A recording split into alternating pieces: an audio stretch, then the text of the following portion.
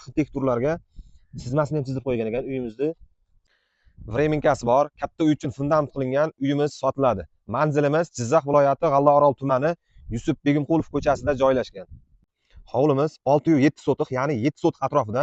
Bu tomon chegarasi Shilaka blok, bu tomonimizniki mana bu uygacha bo'ladi chegarasi. To'g'ri tomonimizniki mana bu setkagacha chegara. Yana bitta plyus tomoni mana bu uyimiz uchun fundament qilib qo'yilgan. Undan tashqari arxitekturlarga chizmasini ham chizib qo'ygan ekan uyimizni. Zamonaviy tarzda mana bunaqa tashqaridan ko'rinishi, mana bu uyimizda chizmasi. Chizmasini kitobi bor. Shu asosida uy ko'tarsangiz zamonaviy tarzda chiqadi. Fundament quyib qo'yilgan. Boshida ortib o'tirmaysiz. Bu tomonda vremenkasi bor. Hozir vremenkasini ham bir qator ko'rsatib o'taman. Uyimiz sifat bilan qilingan, ya'ni pishgan ishda ko'tarilgan ekan.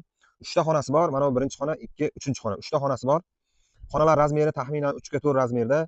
Akfa eshiklar qo'yilgan, yaxshisidan qo'yilgan, zamonaviy mokri rangida qo'yilgan. 3 ta xonamizdan keyin mana bu joyda tandirxona uchun joy qilingan. Undan keyin banyesi, banyeni ichkari tomoni ham pishgan ishda terilgan ekan. Vremenkamizning ko'rinishi juda chiroyli holatda qilib qo'yilgan ekan akalar.